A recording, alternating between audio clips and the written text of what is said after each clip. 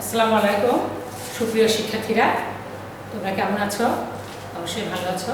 আজকে আমরা দশম অধ্যায়ের রাষ্ট্র বিজ্ঞানের ত্রয়োদশ অধ্যায় পড়ব।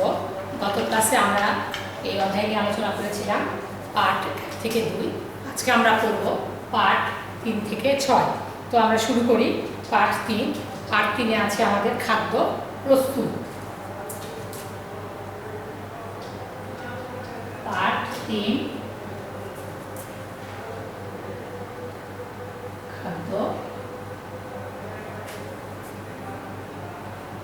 খাদ্য প্রস্তুত। আচ্ছা, আমাদেরকে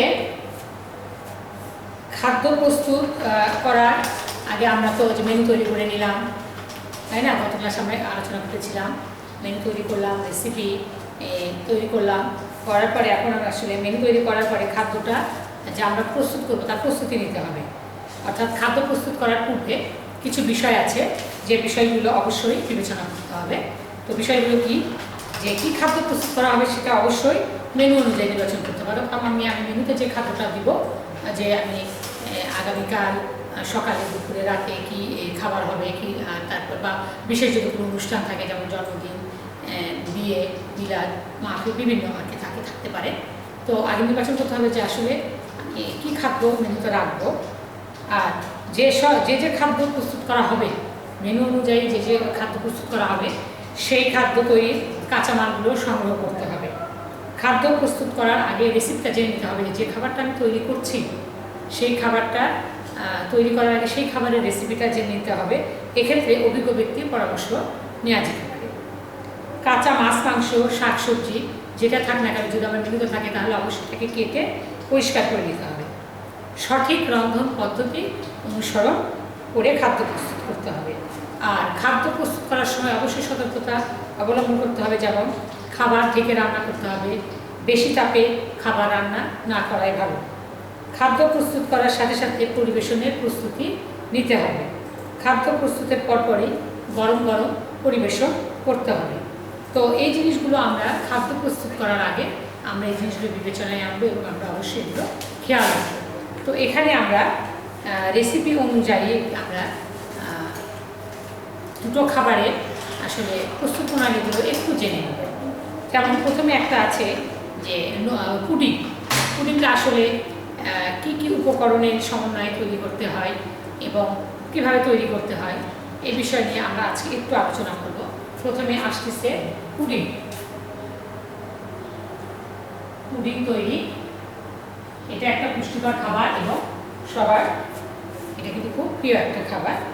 তো এখানে আমরা প্রথমে আসতেছে আসলে আমাকে আগে চিন্তা আগে করে নিতে হবে, ঠিক করে নিতে হবে যে পুডিংটা তৈরি করতে কি কি উপকরণ লাগবে এবং আমি কয়জনের জন্য এটা তৈরি করছি এটা বুঝে নিতে হবে। যেমন পুডিং তৈরিতে উপকরণ হিসাবে প্রথমে আসতেছে ডিম।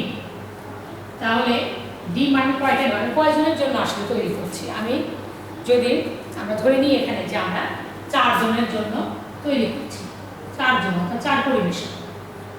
তো এখানে তাহলে 4 জনের জন্য আমাকে আমার ডিম লাগবে কতটুকু? ডিম কয়টা ডিম লাগবে? ডিম লাগবে এখানে 3টি। তারপরে আছে পুডিং তৈরি করতে কি লাগবে? ডিমের পাশাপাশি দুধ লাগবে। দুধ আমি কতটুকু নিব? 500 গ্রাম। অবশ্যই দুধটাকে ঘন হতে হবে, অর্থাৎ আমরা ঘন দুধ নিব 500 গ্রাম। দুধটা ঘন হওয়ার পরে যেন সেটা 500 গ্রাম থাকে। তারপরে চিনি নিব। চিনি নিব কতটুকু? 3 টেবিল চামচ।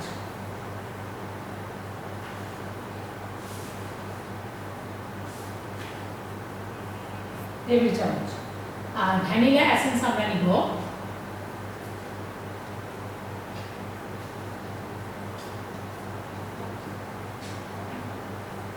ভ্যানিলা এসেন্স 4 ফোঁটা।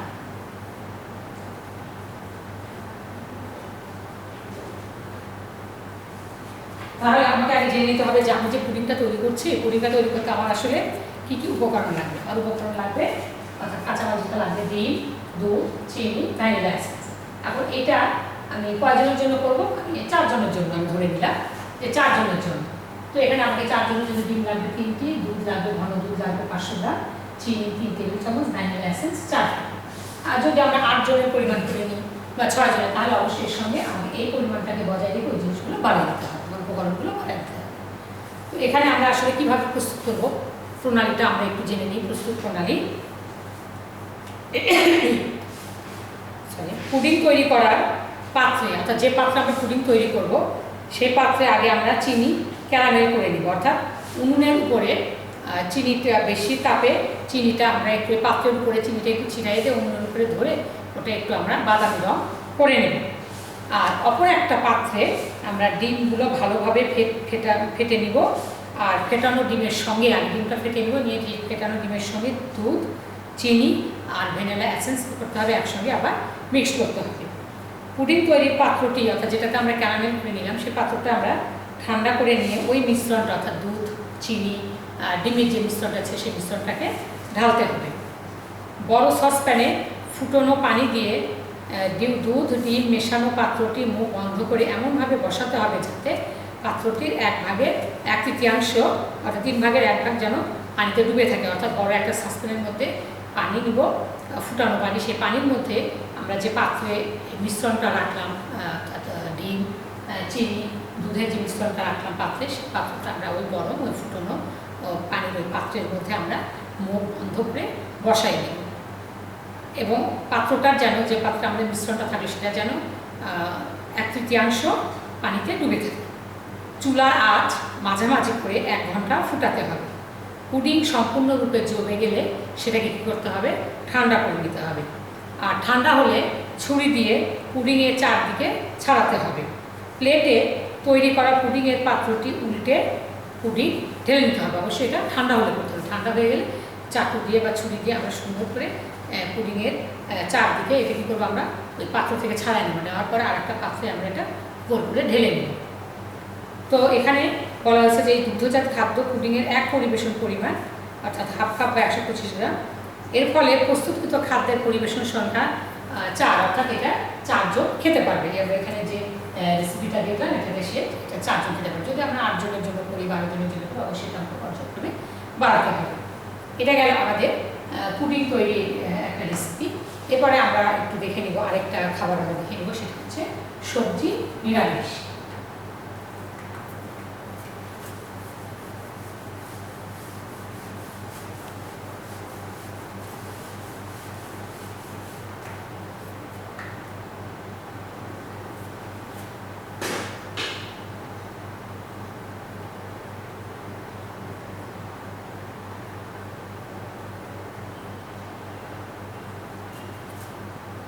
সবজি নিরামিষ।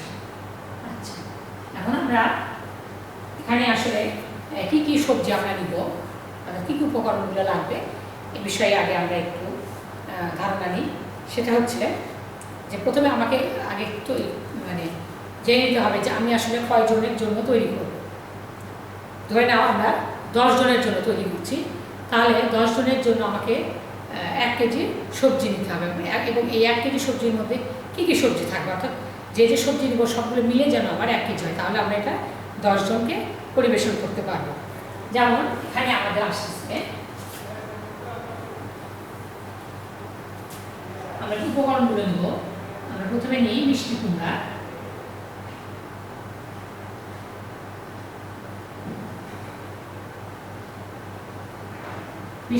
আমরা নিব 200 গ্রাম। আমরা এটা পরিবেশন করবো কয়জনকে, 10 জনকে।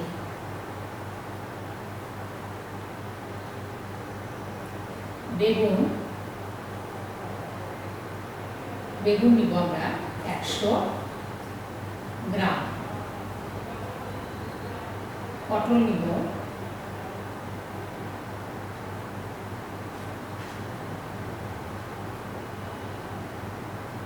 200 গ্রাম।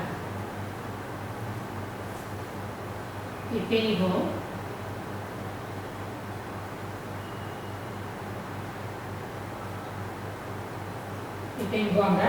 200 গ্রাম। আলু নিব 300 গ্রাম।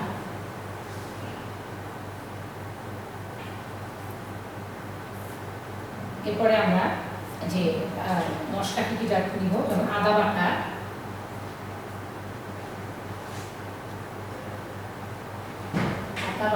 এক চা চামচ,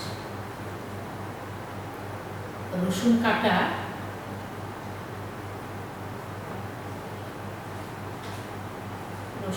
নেব আমরা হাফ চা চামচ,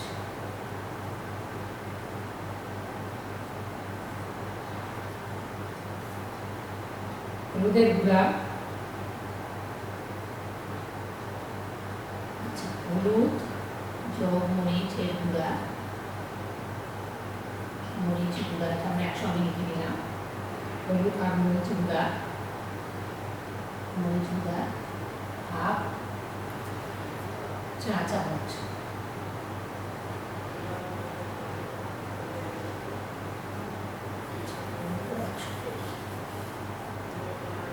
হলুদ গুঁড়া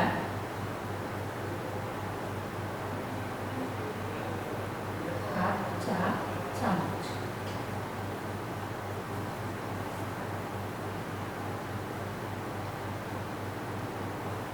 মরিচ গুঁড়া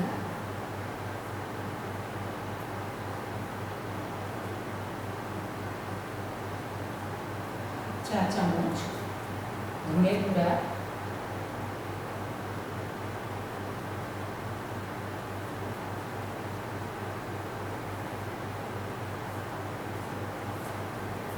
নেব এক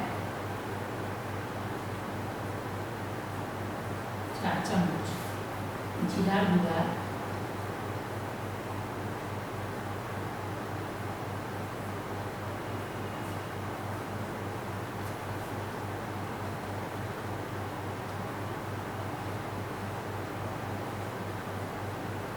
হাফ চা চামচ, পেঁয়াজ কুচি হাফ কাপ, পেঁয়াজ কুচি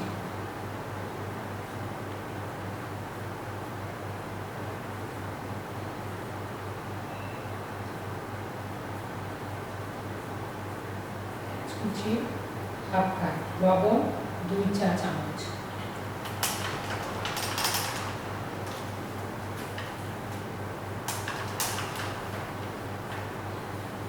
লবণ 2 চা চামচ।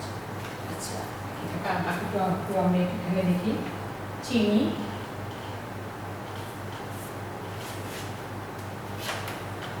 নিব আমরা পরিমাণ মতো,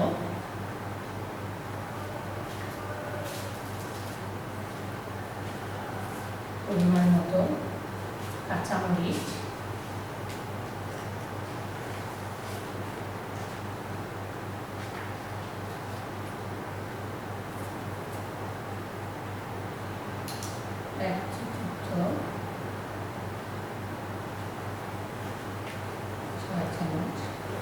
তেজপাতা দুটি,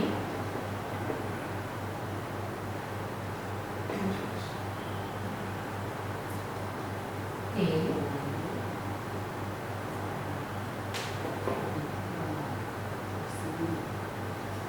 তেল 100 গ্রাম, পাঁচফোড়ন,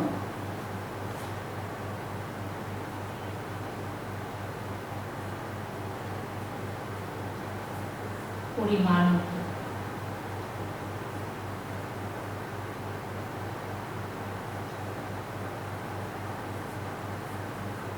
আচ্ছা, এটা গেল আমাদের সবজি তৈরির যে রেসিপি, যে আমরা কতটুকু আমরা 10 জনের জন্য 1 কেজি সবজি নিব।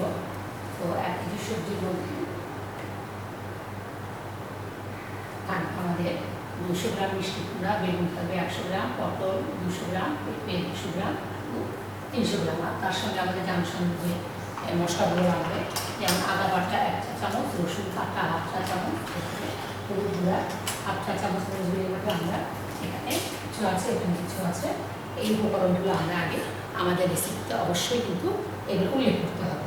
তো রেসিপি অনুযায়ী আমরা এটা এখন এই খাবার সবজি নিরামিষটা আমরা এখন প্রস্তুত করা দেখব, যে আসলে কীভাবে প্রস্তুত। প্রথমে আমাদের কী করতে হবে, সব ধরনের যে সবজিগুলো আছে সেগুলো সুন্দর করে কেটে সুন্দর করে আগে ভালো করে আমাকে ধুয়ে নিতে হবে। ধুয়ে নিয়ে সবজিগুলো আমাদেরকে পছন্দ মতো কাটতে হবে। আগে আমরা সবজিগুলো কাটার আগে ভালো করে ধুয়ে নিব, ধুয়ে নিয়ে সুন্দর করে কেটে নেব। তারপরে আমরা একটা পাত্রে তেল গরম হতে দেবো। এই গরম তেলে আমরা পেঁয়াজ কুচি, বাটা ও গুঁড়া মশলাগুলো কষিয়ে নিই। তারপরে বেগুন আর মিষ্টি কুমড়া ছাড়া বাকি সবগুলো সবজি দিয়ে লবণ দিয়ে নেড়ে নিতে হবে। 3-4 মিনিট পর 1 কাপ গরম পানি দিয়ে ঢেকে দিতে হবে। প্রথমে আমরা আগে ওই গরম তেলের মধ্যে আমরা পেঁয়াজ কুচি, বাটা, গুঁড়া মশলাগুলো কষাইয়ে নিয়ে আমরা এখানে মিষ্টি কুমড়া আর বেগুনটার ছাড়া বাকি যে সবজিগুলো আছে সেগুলো কড়াইয়ে নেড়ে চেড়ে নিয়ে 3-4 মিনিট নেড়ে চেড়ে নিয়ে তারপরে আমরা 1 কাপ গরম পানিতে ঢেকে দেবো। পানি ফুটলে বেগুন, মিষ্টি কুমড়া দিয়ে ভালো করে ঢেকে মৃদু জালে রাখতে হবে। 10-15 মিনিট পর সবজি সেদ্ধ হয়ে গেলে কাঁচামরিচ, চিনি ও টালা 5 ফোড়নের গুঁড়া ছড়িয়ে দিতে হবে।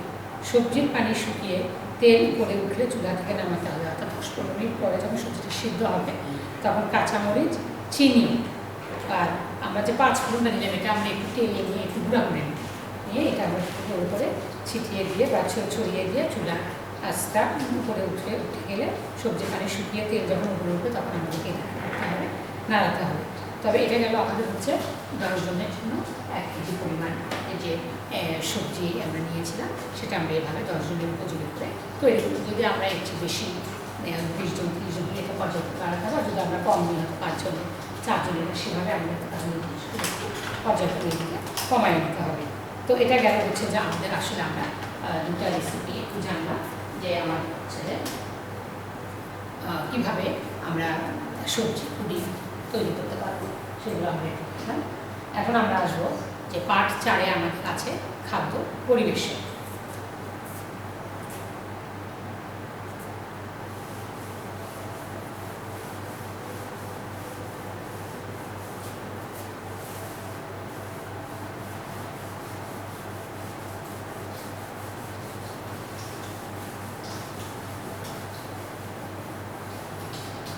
পার্ট 4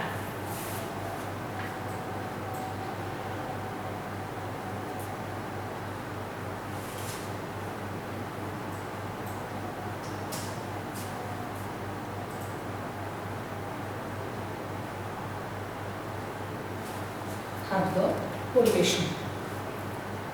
খাদ্য যথাযথভাবে পরিবেশনের মাধ্যমে খাদ্য গ্রহণে সম্পূর্ণ তৃপ্তি ও আনন্দ লাভ করা যায়। খাদ্য পরিবেশন হচ্ছে একটা কৌশলগত পদ্ধতি যার মাধ্যমে খাদ্য গ্রহণের জন্য একটা উপযুক্ত পরিবেশ তৈরি করা হয়। যে পদ্ধতিতে মেনু অনুযায়ী প্রস্তুতকৃত খাদ্যদ্রব্যটি একটা সুনির্দিষ্ট কৌশল অবলম্বনের মাধ্যমে ব্যক্তিবর্গের গ্রহণের জন্য উপস্থাপন করা হয় সেটাই হচ্ছে খাদ্য পরিবেশন। অর্থাৎ আমরা মেনু রেসিপি এগুলো অনুযায়ী খাদ্য প্রস্তুত করলাম, প্রস্তুত করার পরে একটা কৌশল অবলম্বন, সুনির্দিষ্ট কৌশল অবলম্বনের মাধ্যমে যে ব্যক্তিবর্গ আছে তাদের জন্য যে আমরা উপস্থাপন করছি এটাই হচ্ছে যে আসলে খাদ্য পরিবেশন। সুন্দর পরিবেশনের মাধ্যমে খাদ্য ব্যবস্থার উদ্দেশ্য পূর্ণতা লাভ করে। বাড়িতে, বাইরে কিংবা বিভিন্ন উৎসব অনুষ্ঠানে খাদ্য পরিবেশনের ব্যবস্থা সুন্দর ও সুষ্ঠু হওয়া একান্ত প্রয়োজন। পরিবেশনের সাথে পারিবারিক ঐতিহ্য, সামাজিক আচার আচরণ সম্পর্কযুক্ত। জাতিগত, সামাজিক ও পারিপার্শ্বিকতার প্রভাব খাদ্য পরিবেশনের ব্যবস্থাপনায় বিবেচনা করা দরকার। অর্থাৎ খাবারটা শুধু রান্না করলে হবে, এর পরিবেশনটাও কিন্তু একটা গুরুত্বপূর্ণ বিষয়। সেটা বাইরে হোক, বাড়িতে হোক, বিভিন্ন অনুষ্ঠানে হোক, পরিবেশনটাও কিন্তু অনেক সময় খাবারের রুচিকে, খাবার গ্রহণের আগ্রহকে বাড়িয়ে দেয়। তো এখানে আসছে যে খাবার যে পরিবেশন করবো তার জন্য আমরা টেবিল সাজানো একটা পদ্ধতি দেখতে পাই যে টেবিলে আমরা কীভাবে খাবারটা সাজাতে পারি। সাধারণত খাবার যখন টেবিলে সাজানো হয় সেটাও কিন্তু একটা পরিবেশন। খাবার আগে টেবিল গোছানোর উদ্দেশ্য হচ্ছে খাবার কাজটা যেন সহজ ও আনন্দময় করা। খাবার টেবিলে খাদ্য গ্রহণের আনুষঙ্গিক ও প্রয়োজনীয় বাসনপত্র যদি সুন্দরভাবে সাজানো থাকে, পরিষ্কার পরিচ্ছন্ন সুন্দরভাবে সুসজ্জিত থাকে তাহলে কিন্তু এটা আহারে বা খাবারে কিন্তু অনেক তৃপ্তি এনে দেয়। টেবিলটা আমরা কীভাবে সাজাবো একটা ধারাবাহিকতা আছে টেবিল সাজানো। যেমন প্রথমে টেবিলে কাপড় বিছানো ও ম্যাট সাজানো, অর্থাৎ আমরা প্রথমে টেবিলগুলো একটু সুন্দর করে বিছাই, তারপর ম্যাট বিছাইয়ে নেব। সজ্জামূলক সামগ্রী দিয়ে সাজানো, যেমন খাবার টেবিলের উপযোগী পুষ্পবিন্যাস করা, খাদ্য গ্রহণকারীর সংখ্যা অনুযায়ী টেবিল চেয়ারের ব্যবস্থা করা। খাবারের পাত্র সাজাতে হবে, এক্ষেত্রে ঘরোয়া কিংবা আনুষ্ঠানিকতার মাত্রা ও রীতি অনুযায়ী কিন্তু খাবারের পাত্রটাকে সাজাতে হবে। খাদ্য গ্রহণের টেবিল বা স্থানটি সুবিন্যস্ত এবং শান্ত ও মনোরম পরিবেশ হওয়া দরকার। এজন্য প্রয়োজন পরিষ্কার পরিচ্ছন্ন ও আলোকিত পরিবেশ, অর্থাৎ যেখানে খাওয়া দাওয়া করানো যে টেবিলে, এই খাবারের জায়গাতে যেন অবশ্যই একটু বেশি আলোর ব্যবস্থা করা হয়, সেদিকে অবশ্যই খেয়াল রাখতে হবে। এরপর আসছে যে আসলে আনুষ্ঠানিক একটা পরিবেশন আছে। আনুষ্ঠানিক পরিবেশনটা কি? যে কোনো নির্দিষ্ট অনুষ্ঠানের জন্য যে ভোজের আয়োজন করা হয় সেটাই হচ্ছে আনুষ্ঠানিক ভোজ। এ ধরনের ব্যাপক আয়োজন সাধারণত রাষ্ট্রীয় ভোজ, সামাজিক আচরণ, বাৎসরিক প্রীতিভোজ, বিবাহ অনুষ্ঠান ইত্যাদি ক্ষেত্রে এই ধরনের আনুষ্ঠানিক ভোজটা হয়ে থাকে। এছাড়া হোটেল, রেস্তোরাঁর খাবার পরিবেশন ও আনুষ্ঠানিক ব্যবস্থাপনা। তো এখানে আনুষ্ঠানিক এই ব্যবস্থাপনাতে কিছু নিয়ম আছে বা কিছু বিষয় আছে, যে বিষয়গুলো আমরা একটু জানবো। যে আনুষ্ঠানিক ভোজে যেমন পদমর্যাদা অনুযায়ী কিন্তু চেয়ার টেবিল সাজানো হয়ে থাকে। আনুষ্ঠানিক ভোজের বিশেষত্ব হচ্ছে প্রত্যেক অতিথির জন্য এককভাবে প্রতিটি খাবারের পরিবেশনের জন্য একক মোট পরিমাণ সাজানো থাকে বা পরিবেশনকারী পর্যায়ক্রমে পরিবেশন করে থাকে। এগুলো হচ্ছে আসলে আনুষ্ঠানিক পরিবেশনের একটা অংশ। সাধারণত আনুষ্ঠানিক ভোজে প্রধান অতিথির টেবিলে বিপরীত দিকে নিমন্ত্রণকারী বা হোস্ট বা হোস্টেস এরা মানে এতে কিছু বসার একটা রীতি আছে। আনুষ্ঠানিক ভোজে একই সাথে সব খাদ্য টেবিলে সাজানো থাকে না, বরং পরিবেশনকারী প্রধান খাদ্য থেকে শুরু করে খাবারের শেষে বিভিন্ন ডেজার্ট পরিবেশন পর্যন্ত সব খাদ্যই পর্যায়ক্রমে সরবরাহ করে থাকে। অর্থাৎ কোনটার পরে কোন খাবার দিতে হবে, এভাবে এবং লাস্ট ডেজার্ট পর্যন্ত যে পরিবেশনটা করতে হবে সে পর্যন্ত সে পর্যায়ক্রমে সরবরাহ করে থাকে। আনুষ্ঠানিক ভোজকে আকর্ষণীয় করার জন্য টেবিলের কেন্দ্রীয় সজ্জায় আলো এবং পুষ্পসজ্জা করা হয়ে থাকে।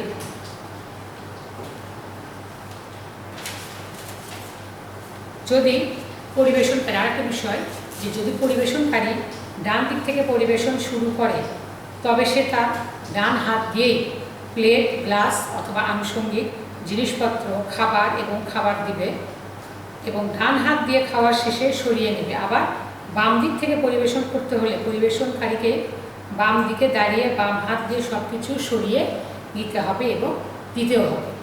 এগুলো গেল হচ্ছে আনুষ্ঠানিক যে পরিবেশনগুলো আছে তার কিছুটা নিয়ম। এরপরে আরও পরিবেশন আছে, যেমন আমরা পাঠ 5-এ দেখব বুফে পরিবেশন।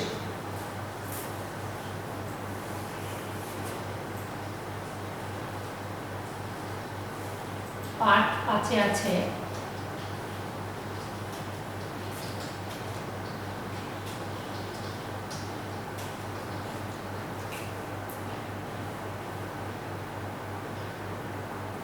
বুফে পরিবেশন।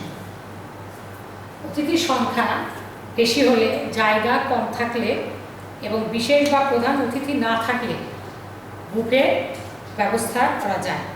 এক্ষেত্রে উৎসবগুলো হলো, যেমন বুফে কী কী উৎসব করা যায়, যেমন জন্মদিন, আকিকা, বিবাহবার্ষিকী ইত্যাদি। দেখা যায় যেখানে প্রধান অতিথি হয়তো থাকে না, আবার লোকজন একটু বেশি কিন্তু জায়গা কম, সেক্ষেত্রে বুফে পরিবেশনটা মানে চমৎকার একটা পরিবেশন।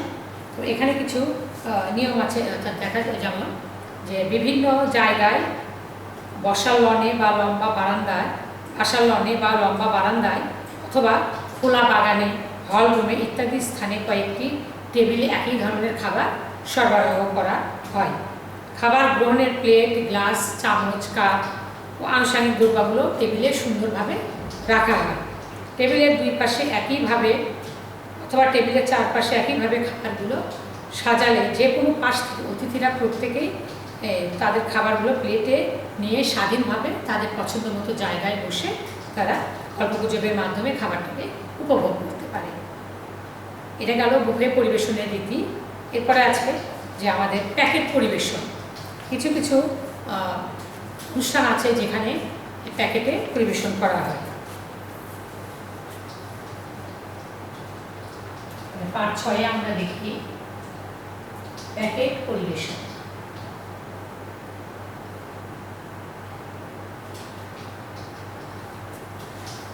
বিভিন্ন খাবারকে মোড়কজাত করে পরিবেশন করাকে বলা হচ্ছে প্যাকেট পরিবেশন। সময়ের স্বল্পতা, দক্ষ শ্রমিকের অভাব, পরিষ্কার পরিচ্ছন্নতার বাড়তি ঝামেলা এড়ানো ইত্যাদি কারণে আজকাল কী হয়েছে, প্যাকেট পরিবেশনের পদও বেড়ে গেছে। এতে কিন্তু দেখা যায় যে অনেক কাজ পরিষ্কার পরিচ্ছন্ন করার ঝামেলা থাকে না। তারপরে অল্প সময়ের মধ্যে অনেক লোককে একবারে খাবার পরিবেশন করা যায়।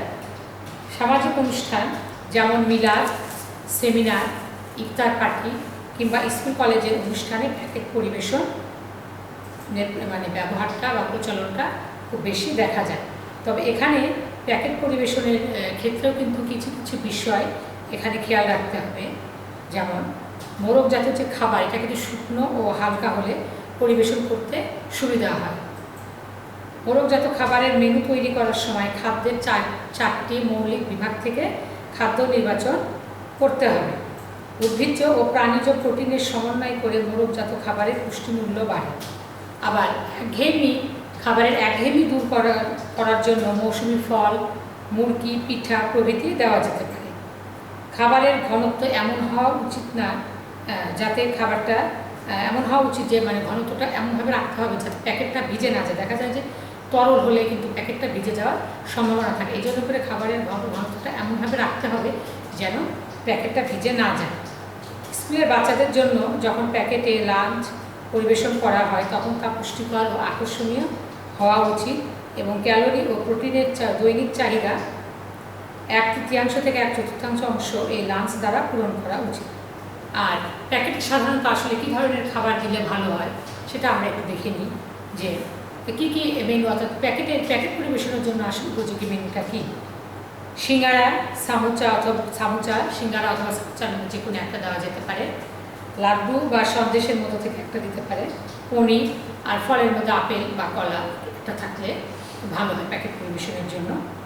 এছাড়া আছে ডাল পুরি, কাবাব, সন্দেশ, সালাদ, স্যান্ডউইচ, সালাদ, যে কোনো শুকনো মিষ্টি, সবজি পাকোড়া, মিষ্টি, কলা, এরকম খাবারগুলো যেন যে কয়টা উপকরণই দিই না কেন, যে কটা খাবারই দিই না কেন, অবশ্যই খাবারগুলো যেন একটু ভিন্ন রকম হয়, রঙে, গন্ধে, স্বাদে বা সাইজে যেন একটু অন্যরকম হয়। 3টা খাবার বা 4টা খাবার যেটাই আমি দিই না, 4টা আইটেমের মধ্যে থাকবে, সেগুলো যেন একটু ভিন্নধর্মী হয়। আর অবশ্যই খেয়াল রাখতে হবে যে এমনভাবে প্যাকেটটা করতে হবে যেন প্যাকেটটা নষ্ট না হয় এবং খাবার দিয়ে যেন প্যাকেটটা ভিজে না যায়, সেদিকে আমাদেরকে অবশ্যই খেয়াল রাখতে হবে। আর বিভিন্ন অনুষ্ঠান বেজে আমাদেরকে দেখতে হবে যে আসলে কোন অনুষ্ঠানে কী ধরনের খাবার দেওয়া যায়।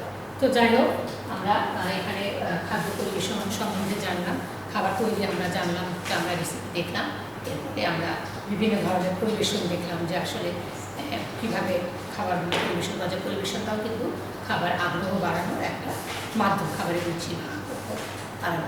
তো আজকে শিক্ষার্থীরা এই পর্যন্তই। তোমরা অবশ্যই বাড়িতে খুবই সুন্দর করে পড়বে, যেহেতু এখন তোমরা অনেক সময় পাচ্ছ, এই সময়টাতে পড়াটা কমপ্লিট করবে। প্রতিটা লাইন সুন্দর করে পড়বে, প্রতিটা টপিক সুন্দর করে পড়বে। ঠিক আছে? তো সবাইকে ধন্যবাদ।